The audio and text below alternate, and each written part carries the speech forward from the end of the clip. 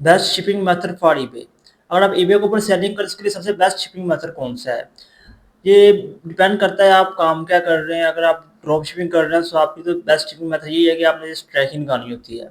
और अगर आप स्टॉक का काम कर रहे हैं, स्टॉक के काम के लिए बेस्ट शिपिंग मेथड यही है कि आप ईबे से लेबल बाय करें। ईबे आपको शिपिंग लेबल का ऑप्शन देता है, वहाँ पे अपनी डायमेंशन ऐड करें और ईबे से जो लेबल बाय कर लें। वहाँ पे आपको एग्ज़ैक्ट डायमेंशन देनी होती है। कुछ लोग ये भी होता है कि कम या फिर वेट कम डाल देते हैं, डायमेंशन कम डाल देते हैं और वहाँ से लेवल परचेज़ कर लेते हैं, देन ईबे आपको चार्जबैक भी मारता है। उससे आपके अकाउंट को रिपोर्ट होती है यूएसपीएस की तरफ से और आपके जो अकाउंट से अगेंस्ट पैसे चार्ज कर जाते हैं। इसलिए बेहतर यही है कि जो एग्ज़ैक्ट वेट है आइटम का वही डालना चाहिए। उसके बाद दूसरा शिपिंग मेथड यही है कि आप थर्ड पार्टी से लेबल भी ले सकते हैं, जहाँ से आपको सस्ता मिले, लाइक ये शिपू.com है या फिर यूएसपीएस से डायरेक्ट भी आप लेबल ले सकते हैं। वहाँ से कुछ लोगों के ख्याल में ये है कि सस्ता लेबल मिल जाता है ईबे की निस्बत, सो आप वहाँ से डायरेक्ट लेबल लेके भी आइटम को शिप कर सकते हैं। बट जो ईबे से लेबल बाय करना होता है, वो उसका इम्पैक्ट ही कुछ और होता है। ईबे को पता होता है कि बंदे ने मुझसे लेबल बाय किया है और प्रोडक्ट को शिप किया है।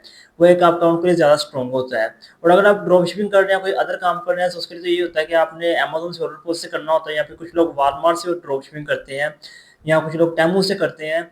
सो उनके लिए तो यही होता है, भाई टोल बाय करना होता है, गेट एंड शिप बाय कर लें या फिर ये जो ट्रैक है ये बाय कर लें और वहाँ से अपनी ट्रैकिंग उठाएँ और ईबे के ऊपर ऐड कर दें। उनका ये शिपिंग मेथड उनका कंप्लीट हो जाता है।